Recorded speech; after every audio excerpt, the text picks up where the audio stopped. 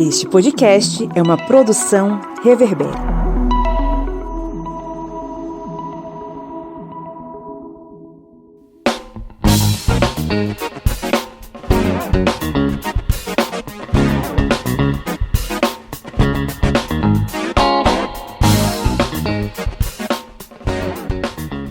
Olá, historiantes! Está no ar, mais uma vez, o seu podcast sobre as ciências humanas, né? O podcast do historiante, aquele programete que resolveu defender a democracia, mesmo que o próprio governo não queira que a democracia exista. Eu sou o Pablo Magalhães e estou aqui acompanhado dela, a senhora, minha esposa, Lídia Verônica. Oi, oi, oi! Lá de Alfenas está ele, o rapaz que adora frio, né? O senhor Felipe Monsanto. Bom dia, boa tarde, boa noite, que bom estar de volta. Por aqui temos frio e café. E direto de São Paulo, ela que eu acho que não gosta tanto do frio, até porque ela tirou as amígdalas recentemente e isso pode complicar um pouquinho, né? Senhora Catiane Bispo. Oi, galera, bom estar de volta com vocês. Felipe, eu passo frio, mas eu aceito café, tá? Tá chegando aí daqui a pouco, então. Essas promessas de café de Felipe, você não acredite não, porque tem uns 4 meses que ele disse que mandou café pra cá e nunca chegou, tá?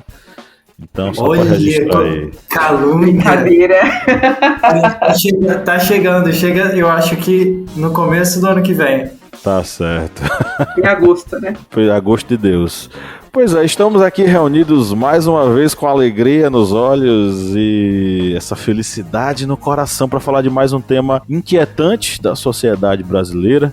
Estamos aqui para falar sobre a resistência dos povos indígenas em meio ao caos que é o atual governo e em meio ao caos que são as políticas que atacam e ferem os direitos dos povos originários, dos povos indígenas aqui em nosso país. Além do nosso bate-papo, a gente vai ter uma participação especial, mas basicamente hoje é o dia de a gente refletir sobre, enfim, o que esperar dos povos, da resistência desses povos indígenas diante de tanto ataque, diante de tanto desmonte das políticas públicas voltadas para os povos originários, né? Então vamos para o nosso giro de notícias, Catiane Bispo. Contra o marco temporal, ato político e pronunciamento dos povos indígenas. Diante do aumento da violência em seus territórios, em luta permanente contra o marco temporal e a política anti-indígena do atual governo, lideranças indígenas presentes na capital federal durante esta semana de 20 a 23 de junho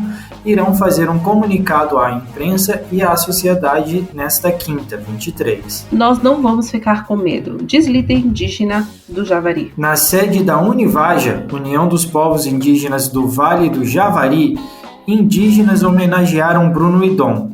Não foi um índio que caiu, foi um branco, mas esse cara era nosso companheiro de luta.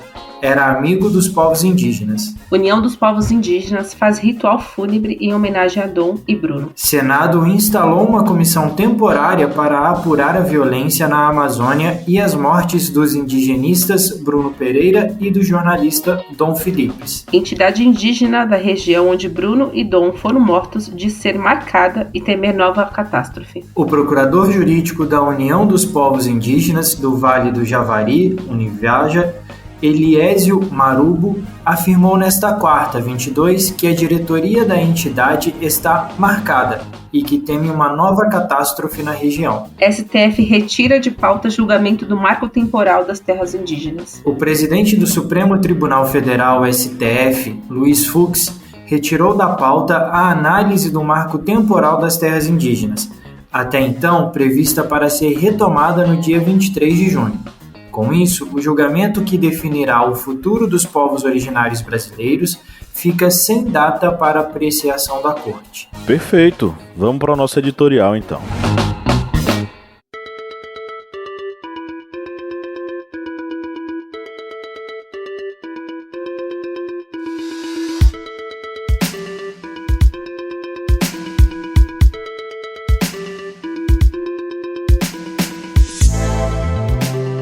A Constituição de 88 pode ser considerada um marco na conquista e garantia de direitos pelos indígenas no Brasil. A Carta Magna modificou um paradigma e estabeleceu novos marcos para as relações entre o Estado, a sociedade brasileira e os povos indígenas. Enquanto o Estatuto do Índio, Lei 6.001, promulgado em 1973, previa prioritariamente que as populações deveriam ser, entre aspas, integradas ao restante da sociedade, a Constituição passou a garantir o respeito e a proteção à cultura das populações originárias. Ou seja, em 88, os brasileiros concordaram que a população indígena deve ser protegida e ter reconhecido sua cultura, seu modo de vida, de produção, de reprodução da vida social e sua maneira de ver o mundo. Um avanço fundamental para o respeito e o acesso aos direitos dos povos originários que, 3 décadas depois, sofrem uma ameaça de extinção. Nessa máquina do tempo do retrocesso, na qual embarcamos nos últimos anos, o termo, entre aspas, integrar, voltou a ser utilizado por parte dos políticos reacionários e conservadores. Seria essa a desculpa para explorar e destruir os recursos naturais das reservas indígenas existentes.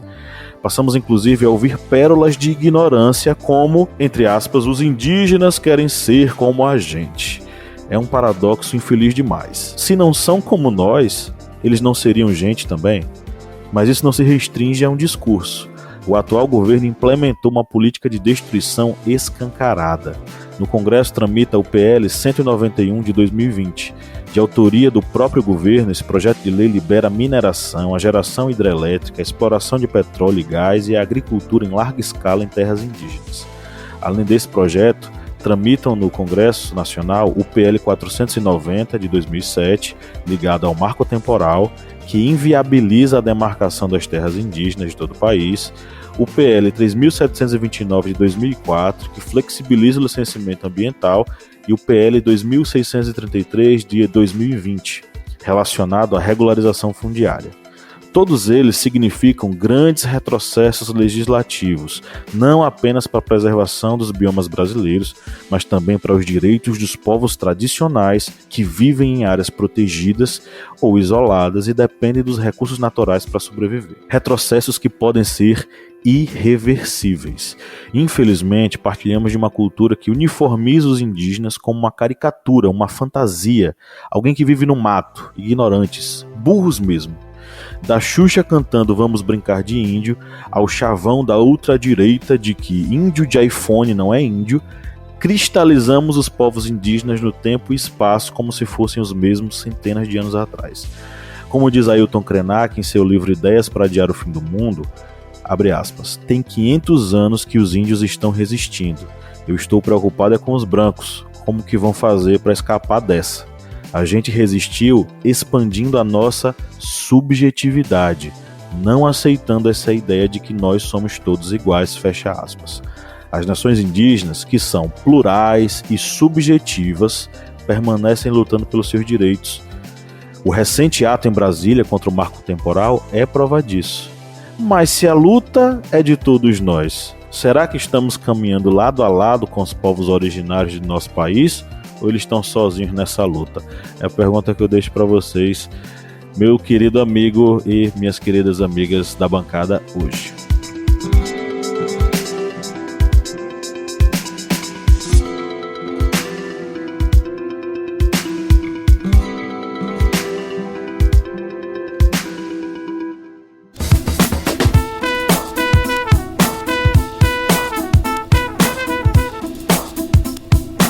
Bom, quem curte e acompanha o Historiante pode nos ajudar a manter o projeto, não é mesmo, seu Kleber? Isso mesmo. Você pode ajudar o Historiante de uma forma bem fácil. E faz como? Vai lá no nosso Apoia-se. O link é apoia.se/historiante. E além de estar contribuindo com o Portal Historiante, você também vai ter uma série de vantagens, como fazer parte do nosso grupo secreto no Facebook, fazer parte também do sorteio mensal de livros. Olha só quantas vantagens para você. E tudo isso a partir, olha só, de R$4, que não dá nem para pagar meio litro de gasolina nesse ano agora de 2022. É tão pouco para você, mas é muito aqui para o Historiante. Vá lá no nosso Apoia-se e contribua. É isso aí, o link tá na descrição desse episódio.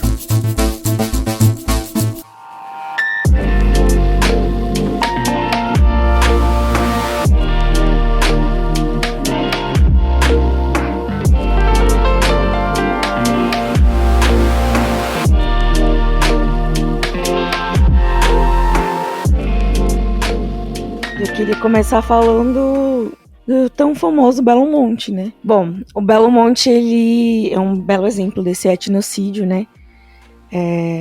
Foram 3 décadas, mais de 3 décadas, né? Que começou nos anos 80, em 1980.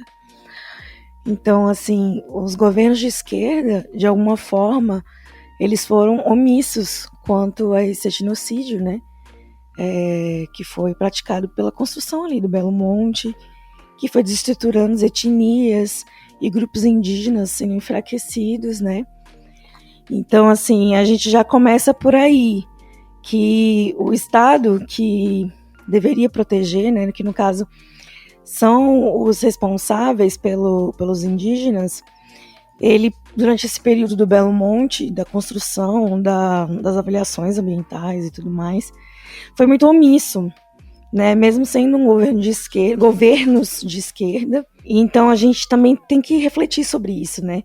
Sobre essa questão do banalizar a cultura indígena, as etnias, né, indígenas. Então, assim, a gente precisa culpar todos os governos. Infelizmente, o momento agora é muito mais crítico do que já foi um dia. Mas, pelo meu ver, né, isso foi tudo um processo. Essa questão da banalização das etnias, da cultura indígena, da relevância do indígena, né, para a manutenção da nossa ecologia, da nossa flora, fauna, enfim, da Amazônia. Então, eu acredito que todos os governos pecaram na questão de proteger essa identidade indígena e, consequentemente, na identidade dos nossos povos originários, né? Eu acho que a gente tem que, partindo disso também, a gente tem que entender, quando se fala, tem a voz, né, do Bolsonaro, ou seja lá de quem for, fala assim, eles são gente como a gente. A gente tem que entender que essa cultura foi muito implementada na nossa sociedade, esse pensamento foi muito implementado na nossa sociedade, a partir do descobrimento, de como eles foram escravizados, como foi trabalhado. Se a gente parar para pensar, a sociedade indígena, a comunidade indígena, né, em muitos aspectos eles são muito mais evoluídos do que a gente. Em muitas coisas que a gente está desenvolvendo agora, em ciência, em medicamento, em algumas coisas de tratamento, seja lá o que for, muitas dessas coisas a gente busca dentro da Amazônia, dentro de alguma comunidade que conhece planta, que trabalha com planta, que tem ali na sua sociedade, né? E a gente pensar em destruir, em acabar com esse povo, com essa comunidade, em trazer eles para dentro da nossa cultura, em trazer eles para fora entre muitas aspas, do habitat natural deles, é completamente errado. Não existe essa possibilidade, não pode isso. Isso é questão de preservação cultural, é preservação da vida, é preservação do que a gente tem de mata da Amazônia, da Mata Atlântica. Conheço algumas pessoas que têm contato com algumas comunidades indígenas em São Paulo que foram restringidas a lugares pequenos, sabe? Isso é assim... Esse etnicídio que a Lídia falou no começo é cada vez maior e a gente tem que tentar ao máximo preservar isso. Eu li uma frase muito interessante da participação do Sidney Possuel, né, no Roda Viva do dia 13 de junho, foi de que a humanidade ela fica mais pobre cada vez que um grupo humano desaparece, né? Eu falo isso, grupo humano, porque humanizar o indígena tem sido principalmente o maior desafio, né? Quando a gente fala gente como a gente, pressupõe-se que em algum momento não foram vistos como humanos, né? Como um de nós, né? Como uma raça humana. Isso é o estigma social, né? O estigma social ele parte do pressuposto disso, de desaprovação de características de crenças pessoais ou de um grupo específico, né? Que vão contra as normas culturais. Eu sempre falo quando as pessoas, né, desaprovam o direito aos indígenas, eu sempre faço a proposta que elas façam o contrário, que elas pensem que esses povos são originários, eles estavam aqui antes do colonizador chegar, antes de pessoas escravizadas serem arrancadas dos seus lares, né, das suas comunidades e virem para cá. Então todos nós aqui não somos povos originários, Podemos sim, né? O Brasil é um dos países mais miscigenados do mundo, mas nós não somos os povos originários. A terra era deles. Quando a gente chegou aqui, né? Quando os nossos antepassados chegaram aqui, eram eles que estavam aqui.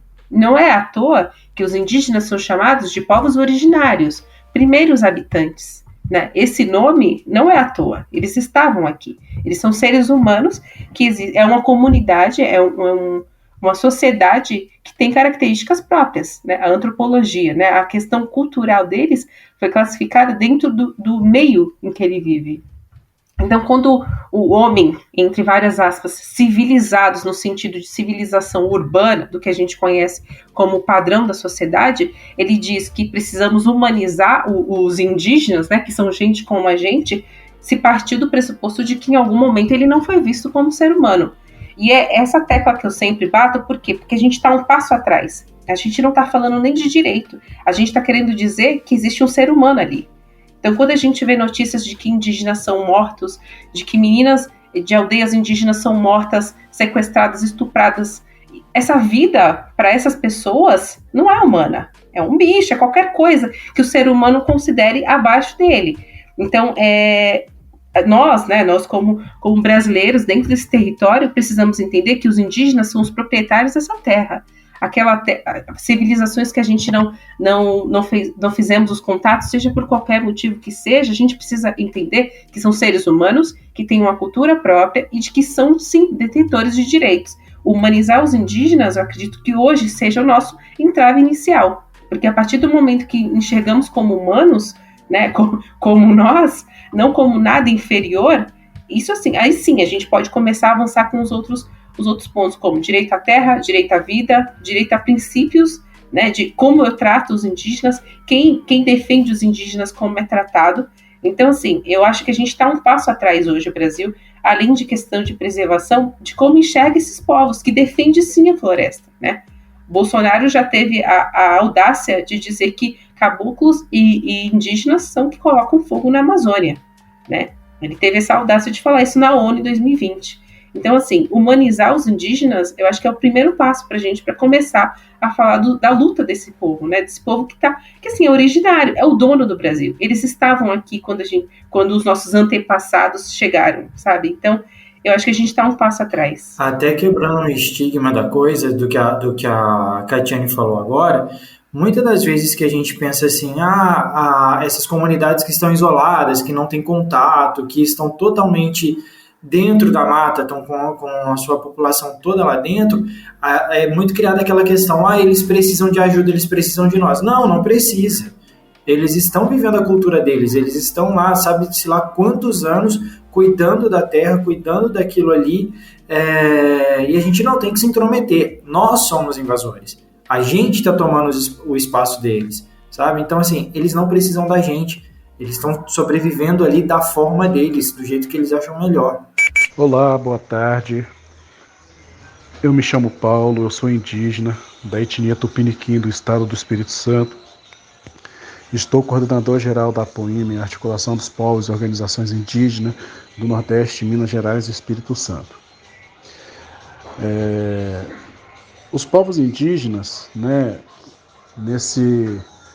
nessa conjuntura política que vivemos nesse período de 4 anos, não foi um modo, né, de gestão bom para as populações indígenas.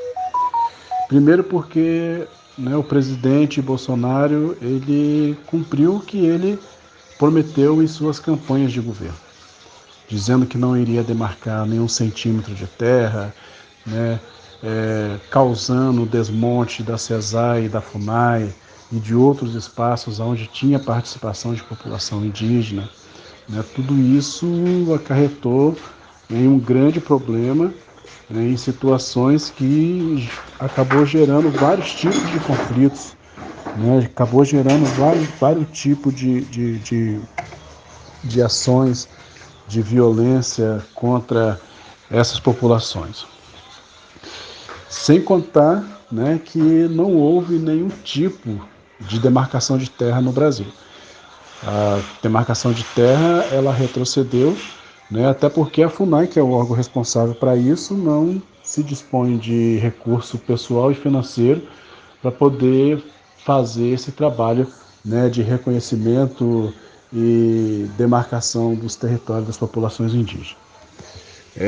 O marco temporal ele vem para poder barrar, mais uma vez, né, as demarcações, porque o marco temporal ele é o caso de repercussão geral aplicada no Shockland, mas se aprovado no Supremo Tribunal Federal, o marco temporal também vai se aplicar em todas as terras indígenas do Brasil, né? Porque o marco temporal ele não reconhece a tradicionalidade das terras indígenas, né? Ele reconhece que terra indígena é aquela que estava ocupada pelos indígenas antes da Constituição de 1988. Aquelas que passaram a ser ocupadas depois da Constituição não é reconhecida como terra indígena.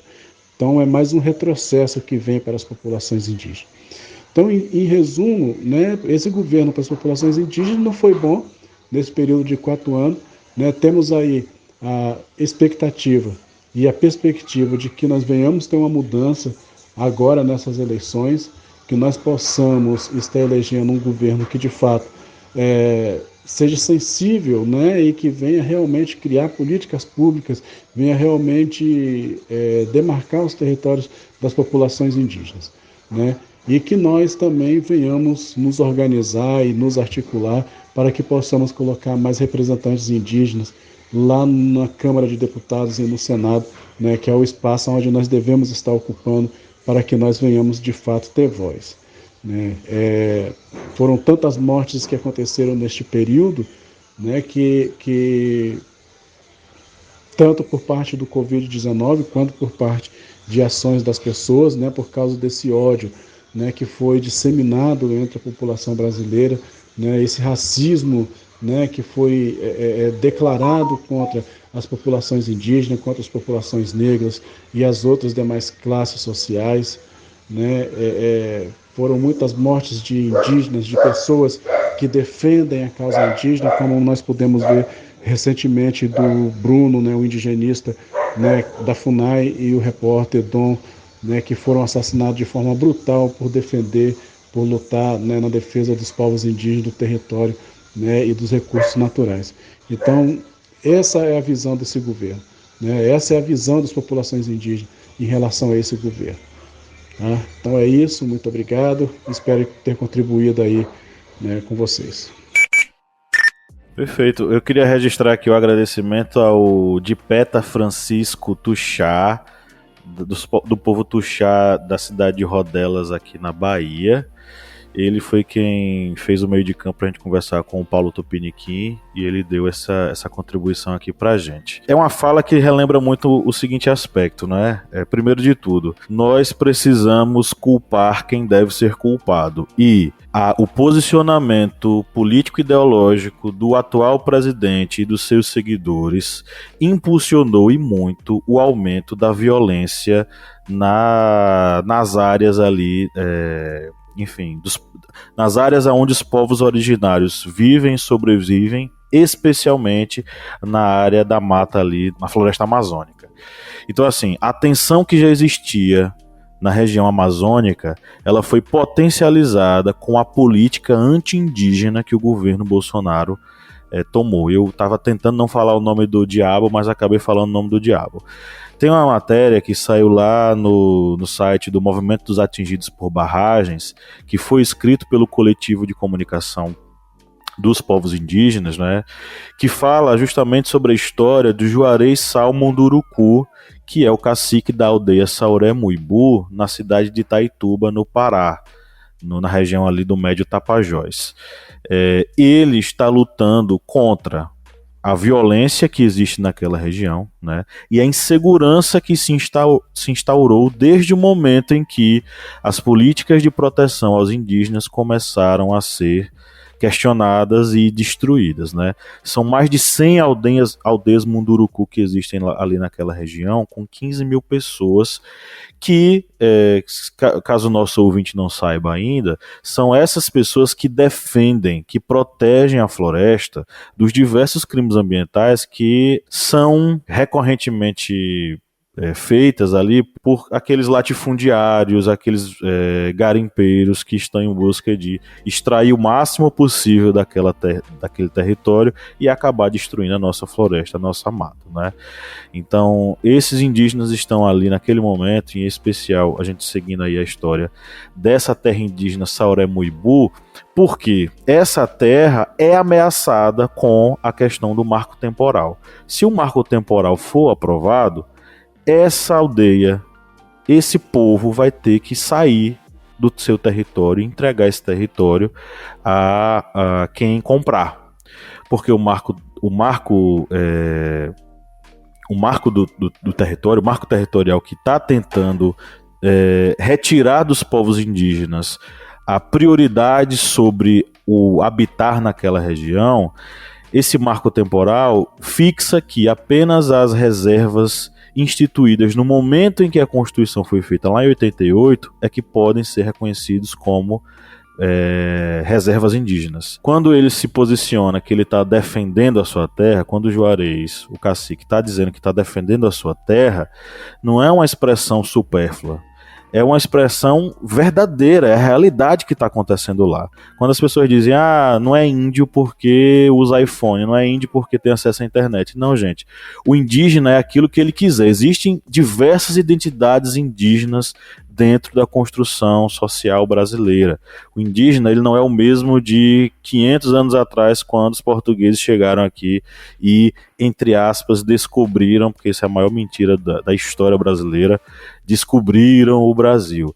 São pessoas que vivem e se transformam ao longo do tempo, mantendo a sua identidade, a sua raiz, mantendo a sua ancestralidade. Quando ele está dizendo que ele está defendendo, é verdade mesmo, é defendendo com a sua própria vida. O comentário que eu ia fazer, que eu ia pegar aqui, era do professor Luiz Severino, nosso querido amigo lá da Univasf, que mandou uma mensagem aqui dizendo o seguinte, que os povos originários têm o direito de ressurgirem e suas diversidades étnico-raciais devem ser reconhecidas como de sujeitos políticos que garantam a posse de sua terra, que o direito da reviviscência religiosa seja atrelado ao nascimento político de cada um dos diversos povos, garantindo o direito cultural dos que falam as 250 línguas e dos povos que foram proibidos de falar em suas línguas até o esquecimento. No Brasil, nós tivemos um dos maiores genocídios dos povos originários que se tem notícia. E é o mínimo que a gente faz, é reconhecer o direito deles a ter a terra deles.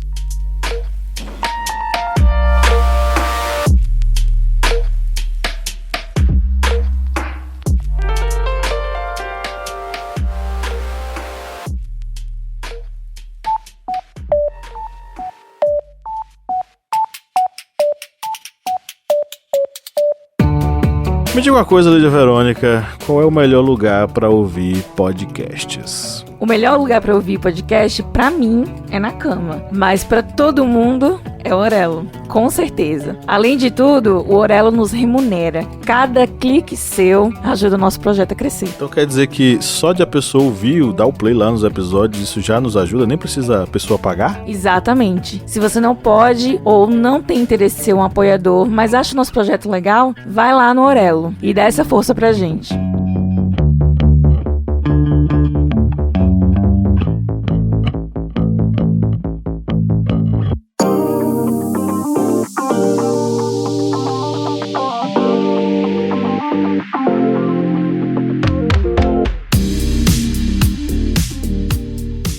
Vou aproveitar aqui o ensejo para ler justamente o comentário desse seguidor, o @Magnus Fagundes, que é o Alexandre Magnus Fagundes. Eu entendi o que ele quis dizer, mas eu acho que ele se confundiu, como muitas pessoas se confundem, com uma questão do marco temporal.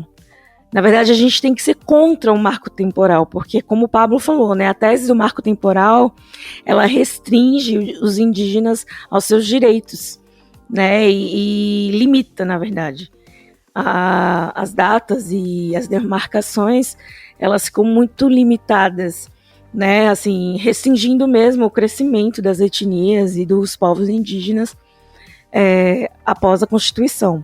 Então, que o marco temporal seja mantido e respeitado. No caso, a gente está combatendo. Mas eu sei que o o Alexandre aqui, ele tinha boa intenção, porque ele continua falando, já que o digníssimo Asno Bozó não faz isso, que as outras instituições façam algo para garantir os direitos dos povos indígenas. Que as penas sejam bem mais pesadas e que a justiça se faça valer. Então, assim, o Magno ele é a favor realmente dos direitos indígenas, mas eu acho que é um equívoco que todos nós temos, né, quando a gente não tem muita intimidade com essa tese, nem com a causa, né. Eu também pensava como o Magno, então por isso que eu estou deixando claro aqui que a gente tem que ser contra a tese do marco temporal. Inclusive, Fux, né, que deu... Foi Fux? Foi Fux. Que congelou aí esse processo. Ou seja, mais um Monte Belo que vai passar aí mais 3 décadas sendo discutido e caminhando contra o povo indígena, né? Foi Alexandre de Moraes pediu vista, né, do processo. Não sei se teve um desdobramento posterior, mas o Alexandre, ele pediu vista do processo. Então, tá parado até a apuração melhor do caso. Eles tinham colocado dia 23, né? Mas aí... Foi, e aí congelou. É hoje, né? Mas aí o Fux não deu uma data para dar prosseguimento. Alguns representantes indígenas estão lá, né? Eles estão protestando contra a continuidade do processo e tentando reverter isso daí, né? Minimizar o máximo possível. Pelo que entendi, Felipe, eu acho que eles estão sempre lá. Porque desde que desmontaram a FUNAI, que a União basicamente faz vista grossa, né, para os indígenas. Sim, mas eles estão fazendo uma manifestação hoje é o dia que a gente está gravando, né, no dia 23, eles estão fazendo uma manifestação hoje em Brasília contra o marco temporal, por causa da data. Não, o que eu quero dizer é que essa luta é constante, entendeu? Então, assim, sim, com certeza. É mais um dia de manifestação, entende? Eu vou aproveitar, então, para falar sobre a questão do marco temporal, que também, assim como a Lil, a gente ouvia falar muito sobre o marco temporal e que nos era vendido, obviamente, como algo bem positivo para os indígenas. Mas até abrindo parênteses para falar sobre o marco temporal, de modo bem simples, obviamente, o marco temporal ele surgiu, né, foi uma proposta surgida no governo Temer, né, em que eles falam que os indígenas eles só podem reivindicar a demarcação das suas terras que fossem feitas antes de 1988, né, que foi instaurada a nova Constituição. Então, quem se beneficiaria basicamente com isso não seriam os indígenas, seriam latifundiários, grileiros, que seja. Qualquer um, menos os indígenas. Então, por isso que o marco temporal precisa ser visto como nós, né, que lutamos, né, e defendemos os indígenas como algo negativo, e a nossa pressão popular é contra esse marco, contra esse tipo de demarcação ou de imposição contra a questão da demarcação de terras indígenas. Justamente.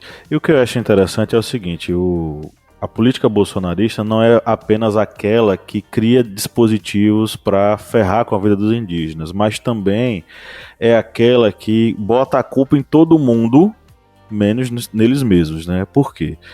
De acordo com a Constituição, a proteção às terras indígenas cabe à União. O que Bolsonaro quer quando ele diz que não vai, inclusive é uma coisa que foi dita durante a campanha. Ele disse que não vamos demarcar 1 centímetro de terra para os indígenas durante meu governo. E é o que ele está fazendo. Na verdade, ele está fazendo muito mais. Ele está retirando o direito desses povos de terem seus territórios reconhecidos. Então, assim... Existem alguns dispositivos na Constituição que protegem as populações indígenas. Por exemplo, o artigo 232 da Constituição diz que é garantida aos povos indígenas a capacidade processual ao trazer expresso que os índios, suas comunidades e organizações são partes legítimas para ingressar em juízo em defesa dos seus direitos e interesses. Mas, como a gente pode ver, o próprio STF nega aos indígenas o direito de defender os seus interesses, seus direitos e seus interesses, quando ele faz com que o julgamento do marco temporal seja jogado lá para frente. Não é que não deva ser julgado, ele deve ser julgado o mais rápido possível. E que ele seja, que é o desejo de todos nós, que ele seja derrubado na verdade. Porque esse tipo de coisa não deveria nem estar em discussão. né? Não deveria nem estar aí em voga. Por quê? O marco temporal retira esses direitos dos indígenas e faz com que eles penem ainda mais, porque você vai ter aí os indígenas que moram em reservas e os indígenas que não moram em reservas e que têm que lutar para ter a sua ancestralidade reconhecida. Eu tinha muito desse questionamento na região onde eu morava, na região onde eu trabalhava, na verdade, que era a região ali do Médio São Francisco, em Belém de São Francisco.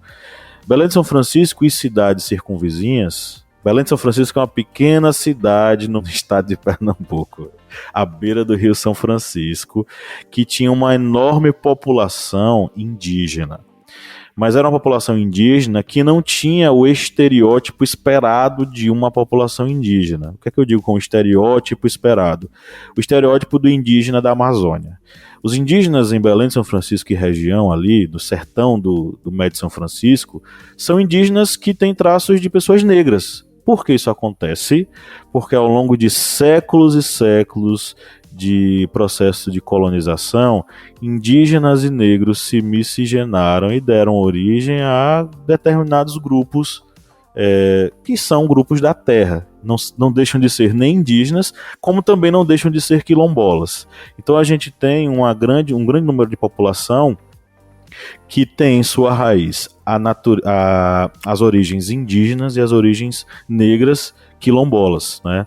Então são grupos que lutam pelo reconhecimento, mas que também sofrem preconceito, porque as pessoas dizem, não, vocês não parecem índios, parecem ser índios. E eu tinha um colega professor lá no SESVASC que dizia o seguinte, Pablo, o que é parecer ser índio? O que é ser índio?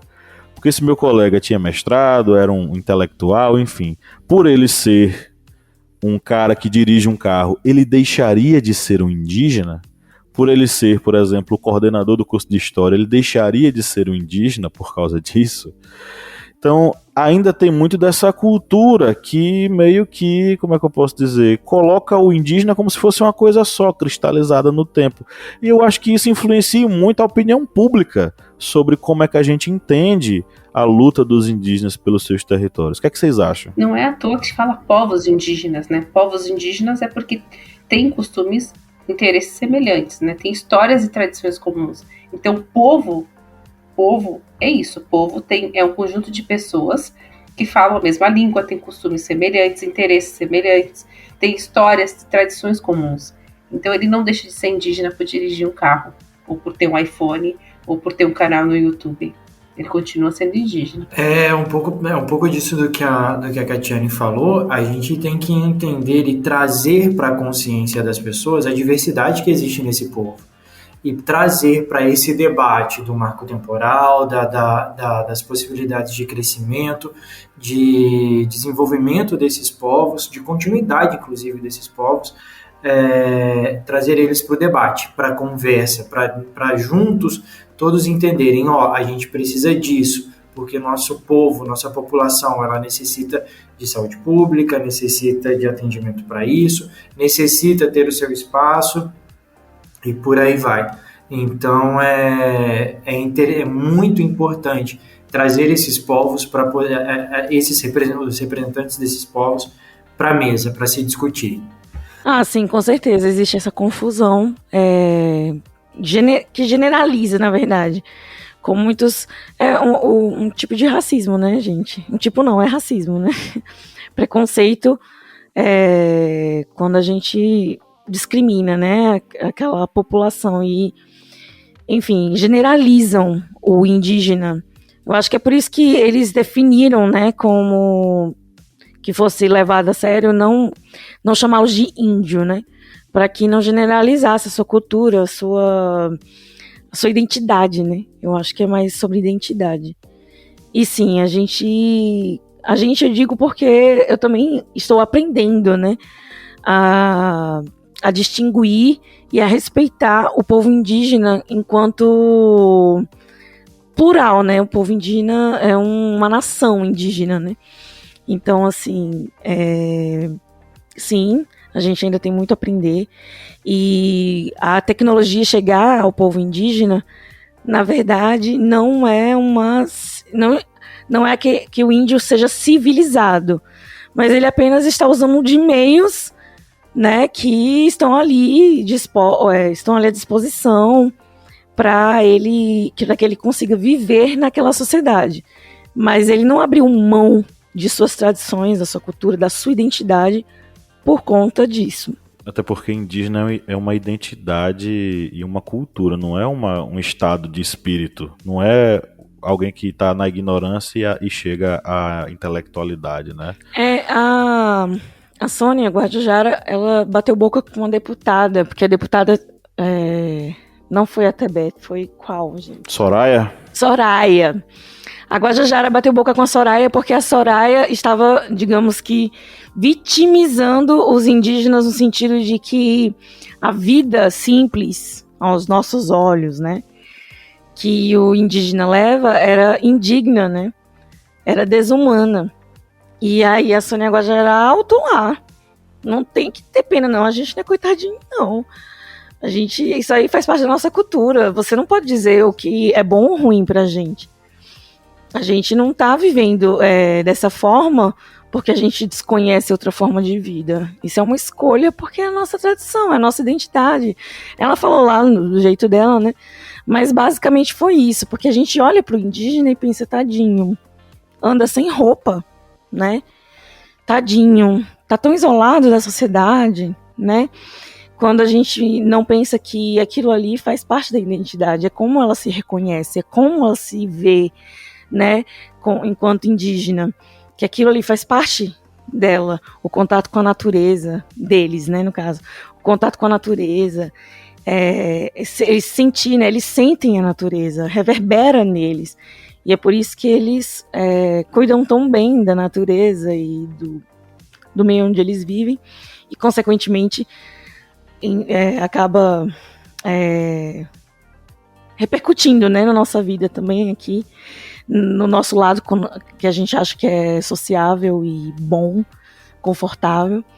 Mas eu acho que foi uma grande lição, né, nessa discussão que ela teve com a Sônia, foi justamente você não tem que se meter e dizer o que é melhor para os indígenas. Os indígenas é que vão dizer. Porque na sua visão, a visão da gente é limitada, né? Mas enfim, a visão da gente é limitada, a gente entende o que é bom e o que é ruim, diferente do que eles entendem. E, na verdade, se a gente para pra pensar, o que eles fazem, né? O estilo de vida deles é que é bom pra todo mundo, né? Não é só pra eles, é pra gente, pro mundo inteiro. Essa questão do termo índio e indígena foi uma coisa até que a gente já falou lá no perfil do historiante, mas é sempre bom a gente retomar para deixar claro. O termo índio, ele é extremamente problemático em diversos fatores, né, em diversos aspectos. Principalmente porque ele foi cunhado pelos colonizadores quando eles chegaram aqui e pensavam que estavam nas Índias. E eles chamaram indiscriminadamente todos os povos aqui encontrados de índios. Mas o termo correto de fato é indígena. Inclusive, salvo engano, foi o Daniel Munduruku quem falou sobre esse assunto em artigo publicado, de que o indígena é o termo mais associado, é o termo mais apropriado, porque indígena significa aquela pessoa daquele lugar. A pessoa daquele lugar é o indígena. O contrário de indígena é alienígena, é aquele que vem de fora. Então o termo correto é indígena, porque a gente está tratando de povos que são originários daquela determinada região e que fazem parte daquela região. Eu vou trazer aqui uma fala do @sur.phx, que é o Pedro Henrique, que ele falou o seguinte: tentaria fazer um paralelo com o genocídio indígena da Idade Moderna e que tipo de país queremos. Ele está aqui fazendo uma menção ao genocídio indígena que aconteceu ao longo da Era Moderna no Brasil colônia. Quando os colonizadores chegaram aqui em nosso país, existia uma estimativa da população indígena que passa da casa dos milhões, tá? Aproximadamente 3 milhões de habitantes, com mais de 1.000 povos diferentes, ocupavam os territórios que hoje nós conhecemos como Brasil. Quando esse indivíduo europeu chegou aqui, a gente já tinha... Os indígenas já tinham sistema político, sistema econômico, organização familiar, organização religiosa, uma cultura muito bem, muito firme, muito sólida, de tempos imemoriais. Então não é que o português, o espanhol chegaram aqui, encontraram índios indiscriminadamente. Eles encontraram povos indígenas extremamente estruturados e que fizeram parte e que foram vítimas de um massacre absurdo. E isso só falando aqui em dados do Brasil, tá? Sem falar, por exemplo, do massacre que aconteceu nos Estados Unidos. E aí eu convido quem está nos ouvindo a, depois desse podcast aqui, depois desse episódio, e ouvir a minipédia que a gente lançou aqui essa semana, aqui no podcast do Historiante, que trata justamente sobre... A gente trata sobre campos de concentração dos Estados Unidos, mas a gente fala sobre como os indígenas foram trancafiados também em reservas, que eram campos de concentração, e foram massacrados nos Estados Unidos. E hoje em dia tem indivíduo, né, tem cidadão que diz que nos Estados Unidos os indígenas foram tão bem integrados que hoje eles fazem parte da sociedade norte-americana. Isso é um absurdo. Isso é uma das maiores mentiras que eu já ouvi na minha vida. O pessoal fala de integração, de que o indígena norte-americano foi tão bem integrado que hoje eles fazem parte da sociedade. Isso é mentira. Por que a gente não encontra povos indígenas tão bem demarcados lá nos Estados Unidos? Porque eles foram assassinados. Eles foram mortos. E no Brasil não foi diferente. Tem procura aí sobre o caso do Paralelo 11. Eu acho que a gente tem até um vídeo no YouTube sobre esse assunto. O caso do Paralelo 11 é um retrato de como nós brasileiros tratamos os nossos indígenas. O Paralelo 11, resumindo basicamente aqui, foi um massacre que aconteceu dos índios Cinta Larga. Foi um massacre de povos indígenas da nação Cinta Larga, que simplesmente os caras queriam que eles sumissem daquela região, porque era uma região que era destinada aos latifundiários.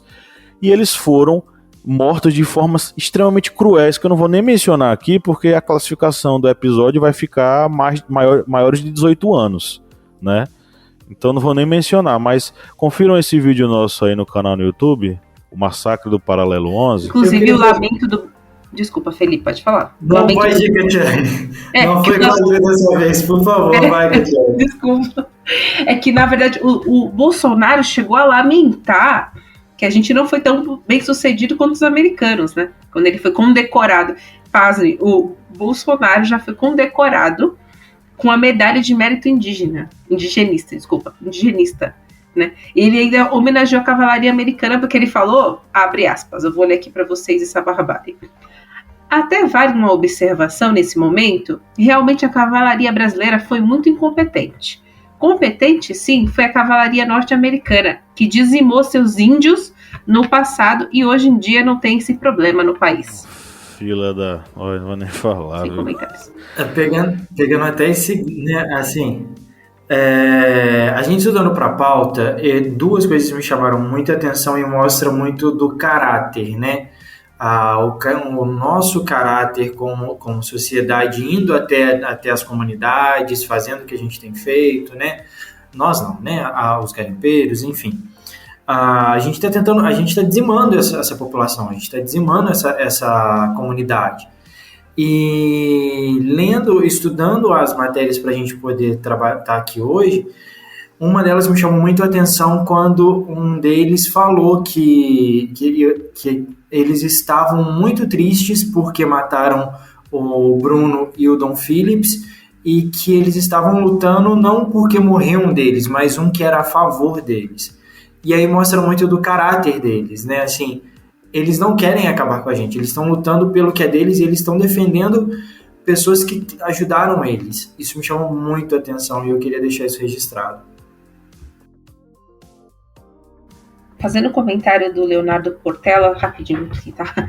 Que ele falou que os ensinamentos indígenas deveriam ser muito mais valiosos para os brasileiros do que o cristão.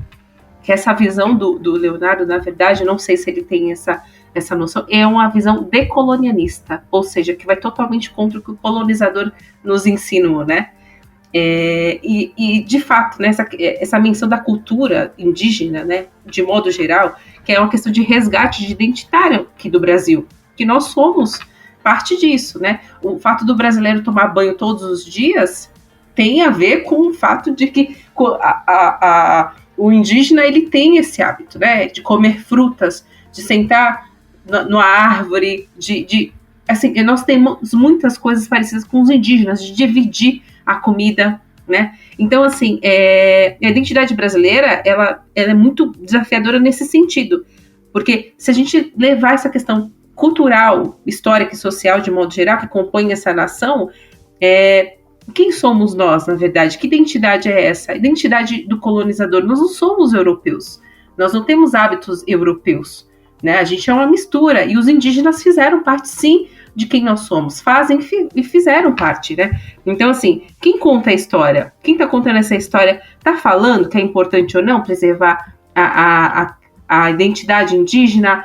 as terras indígenas, a demarcação de terra é visto de modo positivo do que a gente está ensinando para os nossos jovens, nossas crianças nas escolas? Ou a gente está ensinando a se pintar de índio no dia 19 de abril?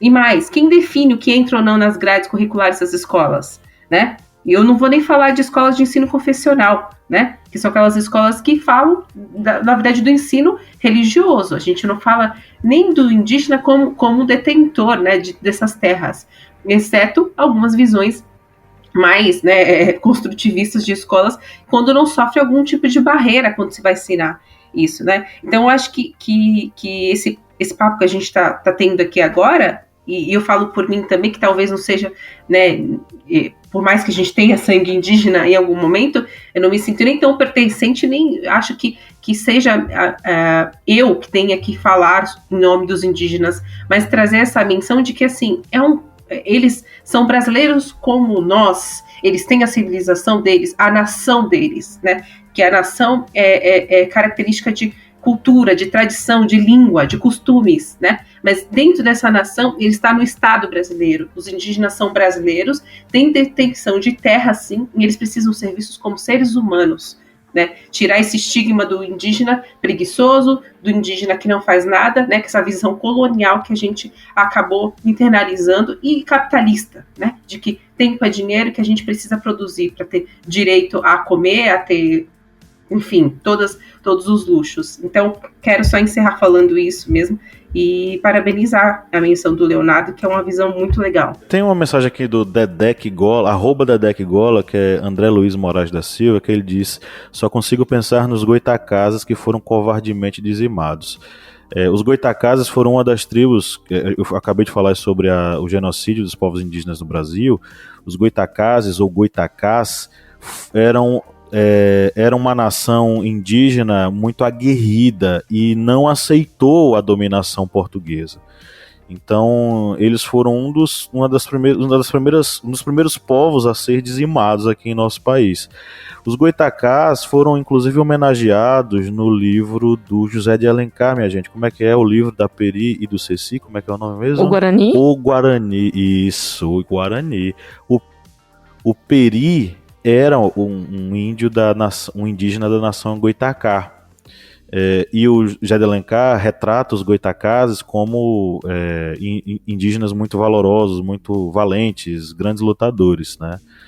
Então, foi uma lembrança. O Catiane botou aqui no chat: covardia histórica, realmente. Uma das nações que foram dizimadas porque representavam um empecilho para os portugueses de fato colonizarem o Brasil, né? Bom, queria agradecer a todos que mandaram, fazer a menção honrosa aqui ao Klaus Kaisenberg, que sempre manda mensagem pra gente, sempre colabora com a gente lá no Instagram. E é isso, né? Vamos para as nossas indicações.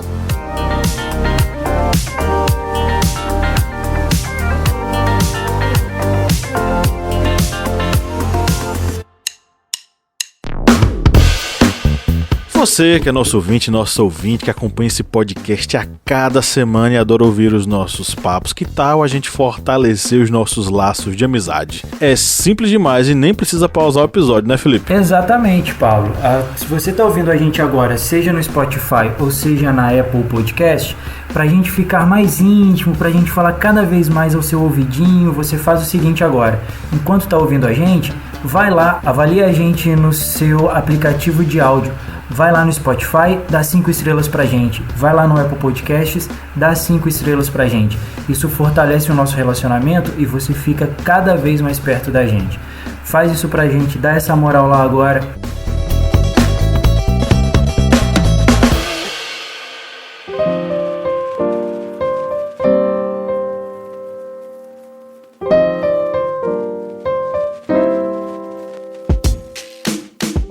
Essas indicações, elas são, obviamente, um momento cultural, uma curadoria cultural que a gente faz para os ouvintes, mas que é sempre uma homenagem carinhosa aos nossos apoiadores, né, Felipe Bonsanto? Isso aí, como é bom ter eles com a gente, né? Essa galera que confia e acredita no trabalho que a gente faz aqui e que contribui para que a gente lute sempre contra a ignorância, né? E detalhe, essa galera que está aqui de apoiador, eles têm acesso também a conteúdos exclusivos, inclusive ao meu podcast Jukebox, que está bem legal, está bem interessante. Quem não ouviu desse mês ainda, corre lá. Vou aqui escolher 3 pessoas para homenagear essas pessoas hoje, as indicações. A Isa Luciene Mendes Regis, a Jamile Padoim e o João Vitor Milward. A Isa Luciene, a Jamile e o João Vitor. As indicações de hoje vão especialmente para vocês. Perfeito. E aí, quem quer começar? Vamos brigar, Felipe? Pau ímpar. Pode começar, eu deixo. Eu tô bonzinho hoje. Então, vamos lá. Minha indicação é uma indicação antiga, tá? Uma indicação que eu já dei aqui algumas vezes, mas ela é muito boa. Não a minha indicação, tá, gente? A obra é muito boa. É uma história de amor e fúria. Tem na Netflix. É um filme brasileiro. E é muito, muito bonito, narrando uma história de amor que começa justamente lá na colonização, né? Num amor indígena até os tempos atuais. E fala um pouco sobre reencarnação, né? Mas o que interessa mesmo é o contexto histórico da história, né? Que ela percorre os mais de 500 anos, né, do Brasil, daquele momento da colonização até um Brasil futurista, onde já não tem mais água e recursos naturais são só acesso à elite brasileira daquela época, né, no futuro. Não está muito longe disso, né? E a gente pode fazer vários paralelos, a gente pode entender um pouco do contexto histórico. É muito rico essa obra e muito, muito bem contada e linda. Tem lições incríveis, já vi vários memes na internet com alguns trechos dessa obra, e eu gosto muito da trilha sonora, que é praticamente só bandas pernambucanas, né? E vale muito, muito a pena. Assistam Uma História de Amor e Fúria. E a música que eu vou indicar é uma música que tem o nome de Índios, mas eu acredito que se hoje Renato Russo tivesse convivendo com esse momento histórico da gente, ele mudaria o nome para Indígenas. Brincadeiras à parte, essa música ela traz reflexões também sobre o contexto do Brasil na época que ele vivia, o compositor e o cantor, né, o Renato Russo. E a gente pode fazer um paralelo com hoje também, a situação que a gente vive hoje, né? E, enfim, vale também a reflexão.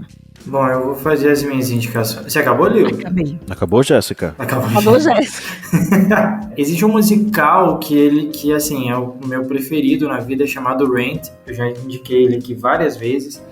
E eu descobri, nesse final de semana, zapeando a HBO Max, uma peça montada com tipo uma história de um cara, aliás, tipo não, é a história de um cara cubano que vai para Cuba, ele sai dos Estados Unidos e vai para Cuba, e ele precisa remontar em algumas semanas um musical Rent em Cuba. Eu achei sensacional, assim, sabe, tipo, foi muito interessante ver como é fazer essa produção, como é desenvolver os dramas do cara, a identificação dele com a peça, o que marca a peça na vida dele. É muito gostoso, vale muito a pena, é aquela história para você sentar e relaxar, assim. Indico o Rent, para quem não assistiu ainda, para depois assistir esse filme chamado Revolution Rent. É muito bom, tá na HBO Max. E de música, eu vou indicar a música do Mestre, que ele lançou, não lembro se foi essa semana, se foi semana passada, acho que foi semana passada, que tá um samba de Chico Buarque. Ele lançou essa música e vai sair em turnê de agora até no meio do ano que vem. E na música ele convida, né, a gente a pensar, a refletir em tudo que está acontecendo, e depois que isso passar, depois que a gente lutar e a gente vencer esse fascismo que está aí, que tá um samba, uma cerveja, alguma coisa assim para comemorar. E aí são as minhas indicações para dar uma relaxada aí no final de semana. Bom, gente, eu vou fazer uma indicação aqui, talvez não tão divertida assim, mas eu acho que é uma indicação relevante, né, tendo em vista do que a gente falou aqui. Tem um artigo, ele está disponível na internet, se você colocar esse nome, você acha bem tranquilamente, que é Pensando com a Cabeça na Terra, né, que é um artigo do Ailton Krenak, que ele fala muito sobre a questão de tudo que a gente tratou aqui, né, mas só que de modo muito mais aprofundado sobre a questão do como o indígena ele é visto na sociedade, né, de como ainda as nossas estruturas não estão adaptadas, estão para entender, né, toda a cultura indígena, né, tudo que ele traz, né, como uma cultura muito própria, uma forma de viver muito própria. Então, de enxergar a natureza, né, que foi o que a Lil já trouxe aqui pra gente. Então, esse artigo é muito, muito legal, assim, foi de um evento que aconteceu na USP e acabou depois se tornando esse artigo disponível aí na internet, mas vale muito a pena, assim, uma leitura rápida e muito profunda, assim, que deixa a gente pensando sobre várias coisas, assim, como nós reagimos ou entendemos pouco sobre algo que está tão próximo de nós, que está aqui no nosso país, né? E a dica para playlist, eu na verdade, eu preciso admitir que tenho pouquíssimas referências indígenas na minha playlist, então eu me obriguei nesses dias a procurar músicas que trouxessem uma mensagem parecida do que eu ia falar, né, do que eu estava estudando para poder estar trazendo aqui. E eu achei uma espécie de cântico, vamos dizer assim, né, tem, eu vou tentar falar o nome dele, tá? É Ibam Uni Queen, que o nome da música é A Energia da Floresta. Essa música ele fala, como se fosse um cântico mesmo, e ele traz algumas referências bem sutis sobre a questão de como o indígena enxerga a natureza, né, como ele enxerga a floresta. Então, acho que super vale, é um cântico bem, bem legal, assim, deixa você bem tranquilo e faz você repensar, né, a forma como a natureza integra a nossa vida e, novamente, como os indígenas enxergam eles como parte desse meio, né, da natureza de modo geral. Então, essas são as minhas indicações. Show de bola. Eu vou dar as minhas indicações aqui, vou sugerir que vocês leiam os livros A Vida Não é Útil e Ideias para Adiar o Fim do Mundo, do Ailton Krenak. Vou seguir aí a Catiane na sugestão do Ailton Krenak, principalmente porque entender o mundo, enxergar o mundo a partir da perspectiva de uma filosofia voltada ou pensada por um indivíduo dos povos originários faz com que a gente entenda e realmente enxergue as coisas de uma forma diferente. Tem um trecho de Ideias para Adiar o Fim do Mundo que diz aqui o seguinte: fomos nos alienando desse organismo de que somos parte, a Terra, e passamos a pensar que ele é uma coisa e nós outra, a Terra e a humanidade. Eu não percebo onde tem alguma coisa que não seja natureza. Tudo é natureza, o cosmos é natureza. Tudo em que eu consigo pensar é natureza. E é uma reflexão muito interessante sobre a relação que nós estabelecemos com a natureza e como o processo de consumo nos faz imaginar que a natureza não é nada relacionado a gente, a gente ser humano, né? É como se a natureza fosse algo que simplesmente a gente tivesse que consumir sem fim. E como ele mostra aqui, que não consegue ver nada, olhar para as coisas sem perceber que existe ali a natureza. É muito interessante, eu nunca tinha lido um autor indígena até o momento em que eu li Ailton Krenak, e esses 2 livros são fantásticos, tá? A Vida Não É Útil e Ideias para Adiar o Fim do Mundo. E para a playlist eu fiz um exercício de conhecer os novos artistas indígenas, e encontrei no Spotify um trabalho muito interessante da Caê Guajajara, que eu destaquei 2 músicas. A Caê, ela tem um estilo de música que mistura hip hop com músicas ancestrais, com ritmos ancestrais. Ela mistura o português com a sua língua materna. E essas 2 músicas são fantásticas, Mãos Vermelhas e Por Dentro da Terra. Então, são músicas de protesto, claro, né? Mas são músicas que também nos mostram a perspectiva e o modo de ver o mundo indígena, e faz com que a gente repense muita coisa. As letras são fantásticas. Fica o convite para você acompanhar essa playlist que promete muito hoje, né? Chegamos à reta final da nossa gravação. Foi um prazer enorme estar aqui com vocês, né? E para você que nos ouviu até agora, saiba que a gente só produz esse podcast para você, tá? Você que chega até o finalzinho, receba o nosso abraço quentinho, a nossa alegria, o nosso afeto. E no 3 vamos dar o nosso tchau coletivo. 1, 2, 3. Tchau! Faltou o Kleber aqui, hein? Pois A gente já tá com o microfone desligado. Não, desculpa. Meu Deus, eu já Deixa eu aparecer.